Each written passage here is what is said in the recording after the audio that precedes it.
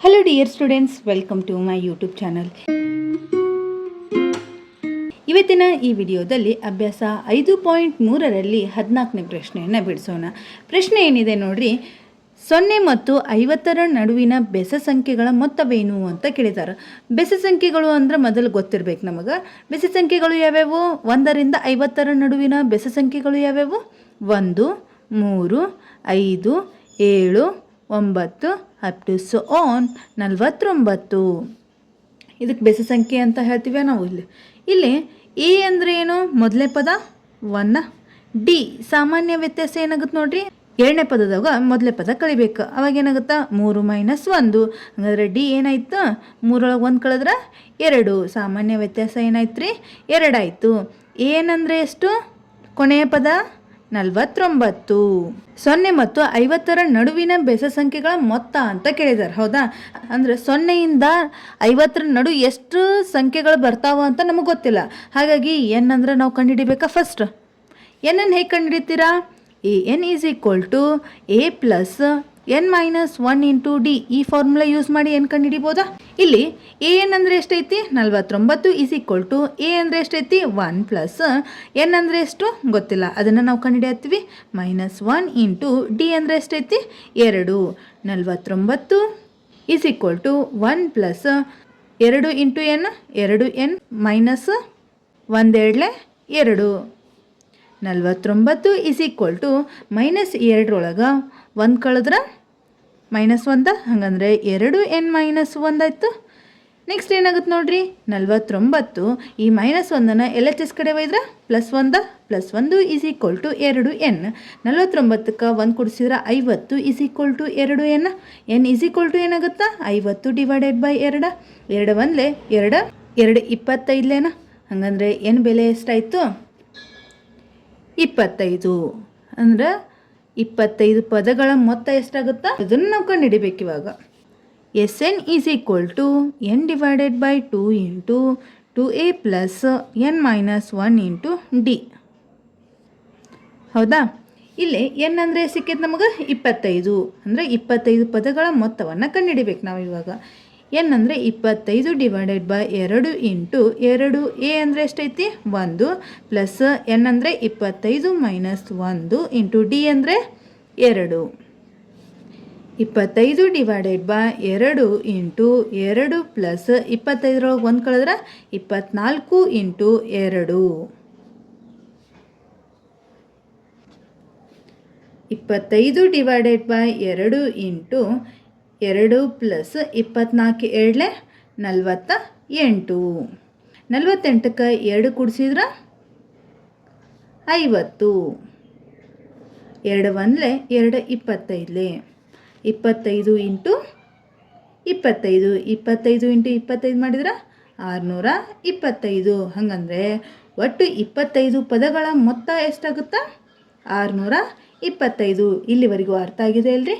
Next 15ನೇ ಪ್ರಶ್ನೆ ಏನಿದೆ ನೋಡ್ರಿ, ಕಟ್ಟಡ ಒಂದರ ಕೆಲಸದ ಗುತ್ತಿಗೆಗೆ ಒಂದು ನಿರ್ದಿಷ್ಟ ಸಮಯದ ನಂತರ ತಡವಾಗಿ ಕೆಲಸ ಪೂರ್ಣಗೊಳಿಸಿದರೆ ನಿರ್ದಿಷ್ಟ ರೂಪದ ದಂಡವನ್ನು ವಿಧಿಸಲಾಗಿತ್ತು.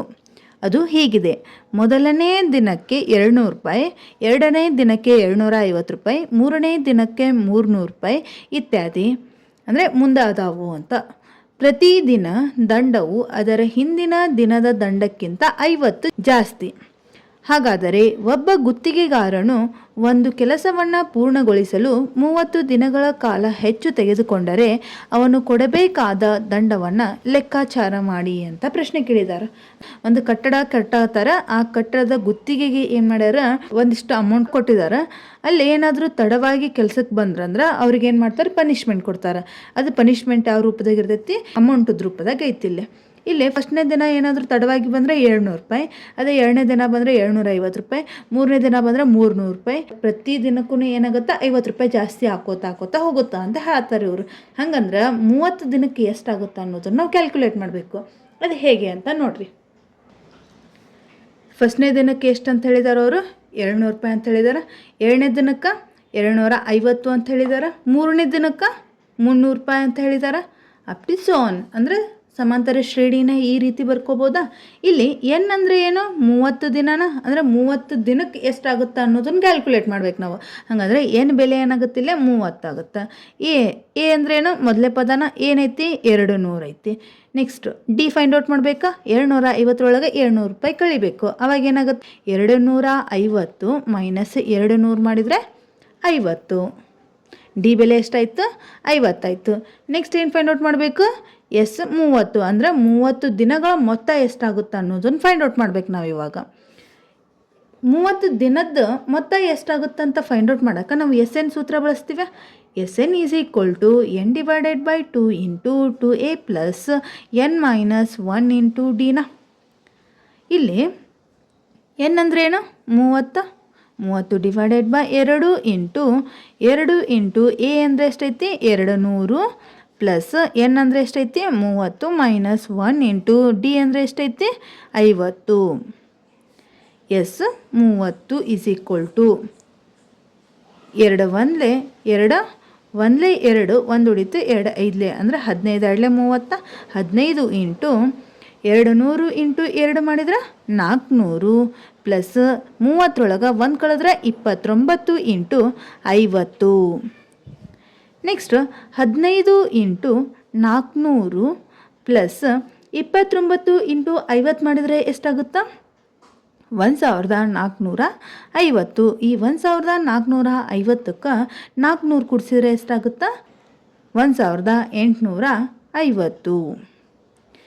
1850 ಇಂಟು 15 ಮಾಡಿರಿ, ಅವಾಗ ಎಷ್ಟಾಗುತ್ತಾ? 27750. ಹಾಗಂದರೆ ಒಟ್ಟು 30 ದಿನಗಳ ದಂಡ ಎಷ್ಟಾಗುತ್ತಾ?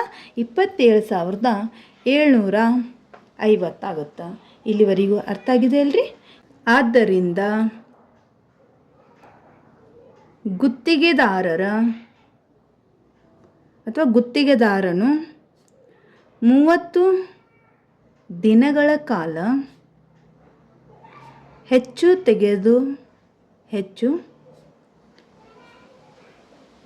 ತೆಗೆದುಕೊಂಡಿದ್ದರಿಂದ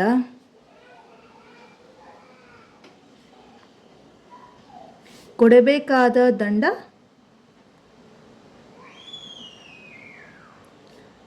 ಎಷ್ಟ್ರಿ? 27750 ರೂಪಾಯಿ. ಇಲ್ಲಿವರೆಗೂ ಅರ್ಥ ಆಗಿದೆ ಅಲ್ರಿ? ನೆಕ್ಸ್ಟ್ 16ನೇ ಪ್ರಶ್ನೆ ಏನಿದೆ ನೋಡ್ರಿ.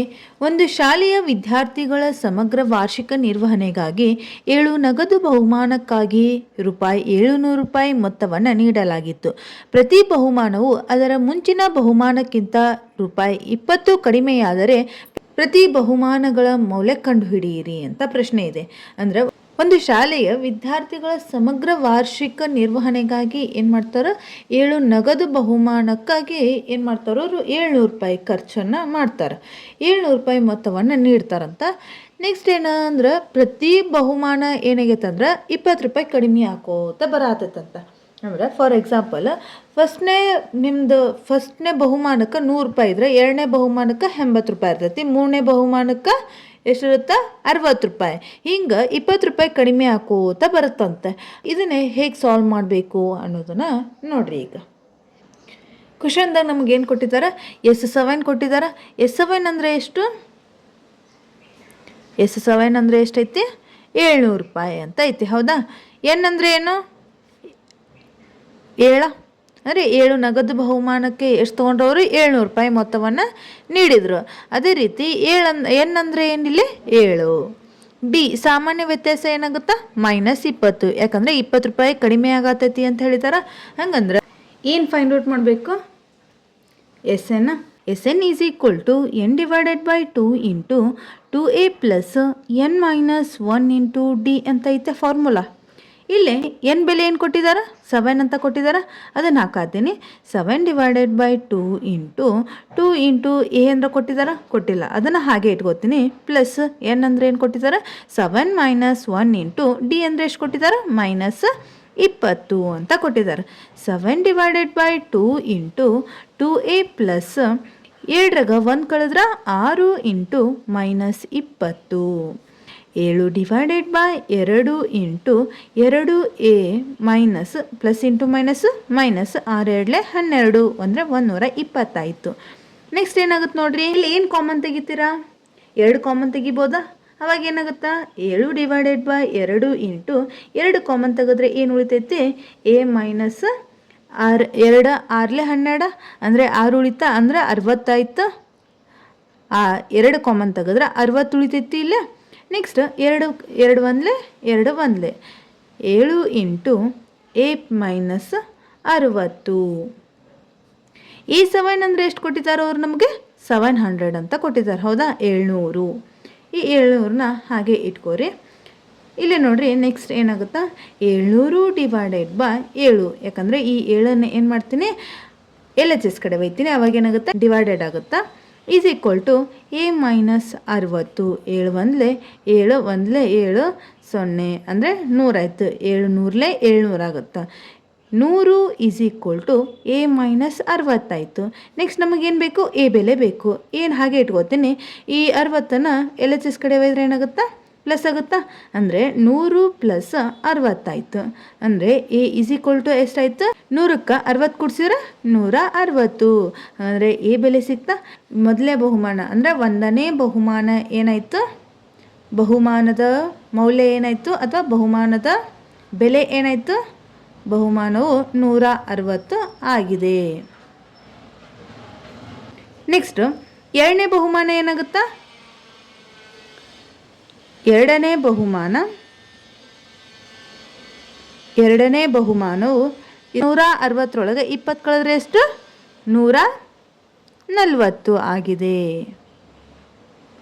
ಅಥವಾ ಅಂದರೆ ಈ ರೀತಿನಾದರೂ ಬರೀರಿ, ಅಥವಾ ಅಂದರೆ 3 4 5 ಅಂತ ಈ ರೀತಿನಾದರೂ ಬರೀರಿ.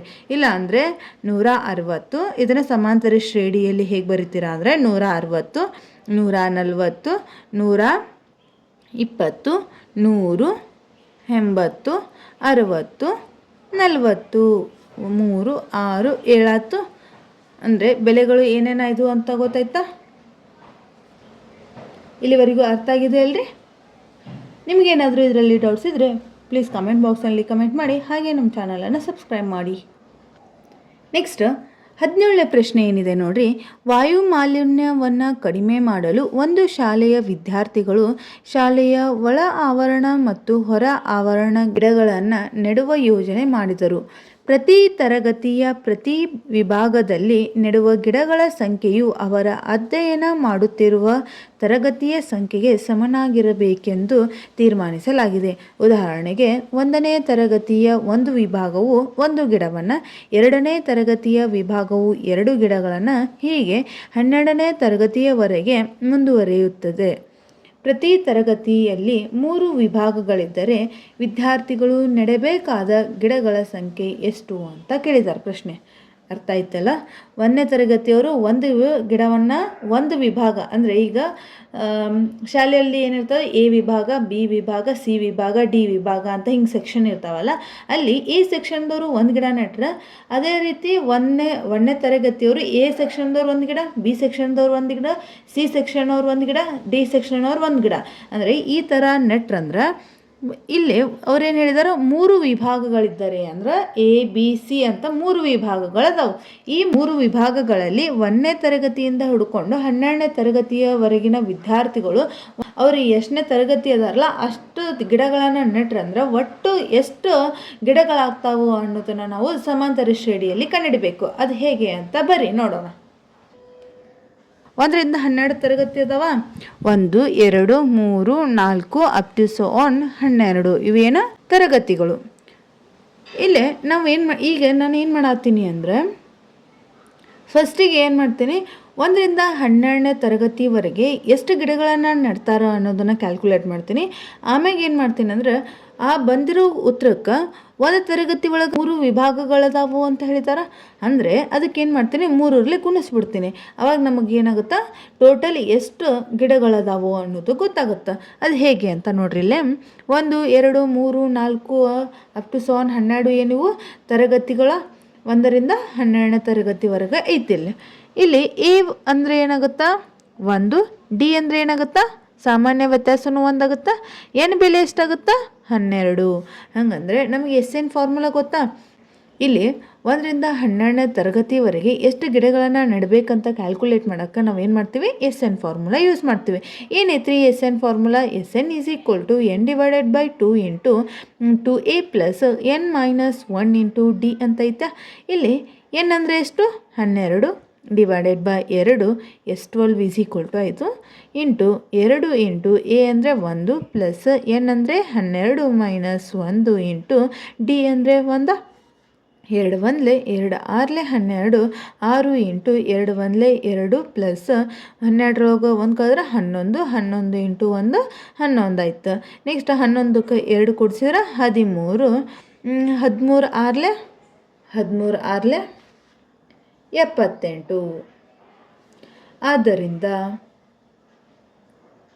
ಪ್ರತಿ ತರಗತಿಯಲ್ಲಿ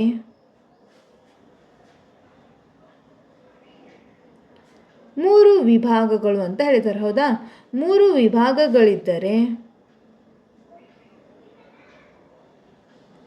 ವಿದ್ಯಾರ್ಥಿಗಳು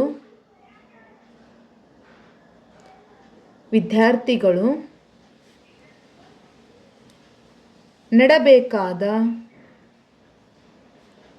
ಒಟ್ಟು ಗಿಡಗಳ ಸಂಖ್ಯೆ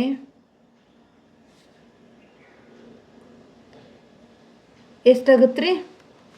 ಈಸ್ ಈಕ್ವಲ್ ಟು 3 ಇಂಟು ಅಂದರೆ 3 ವಿಭಾಗಗಳ ನಮಗೆ 1ರಿಂದ 12ನೇ ತರಗತಿವರೆಗೆ ಎಷ್ಟು ಗಿಡಗಳು ನೆಡ್ತೀವಿ ಅಂತ ಹೇಳಿದಾರೆ ಇಲ್ಲಿ 78 ಗಿಡಗಳ. ಇದು 1ರ ಬೆಲೆ ಆಯ್ತು. ನಮಗೆ ಒಟ್ಟು 3 ವಿಭಾಗಗಳಲ್ಲಿ ಎಷ್ಟೆಷ್ಟು ನೆಡ್ತೀವಿ ಅನ್ನೋದು ಬೇಕಾಗೈತಿ ಈಗ. ಅಂದರೆ ಅದನ್ನು 3ರಲ್ಲಿ ಗುಣಿಸ್ಬೇಕು. ಎಷ್ಟಾಗುತ್ತೆ ನೋಡಿರಿ? 3 8 24 ಕೈಲ ಬಂತು 2. ನೆಕ್ಸ್ಟು 3 7 21 21ಕ್ಕೆ 2 ಕೊಡ್ಸಿರ 23. ಅಂದರೆ ಒಟ್ಟು 3 ವಿಭಾಗಗಳಲ್ಲಿ ಎಷ್ಟು ಗಿಡಗಳನ್ನು ನೆಟ್ಟರವರು? 234. ಇಲ್ಲಿವರೆಗೂ ಅರ್ಥ ಆಗಿದೆ ಅಲ್ರಿ? Next thanks for watching.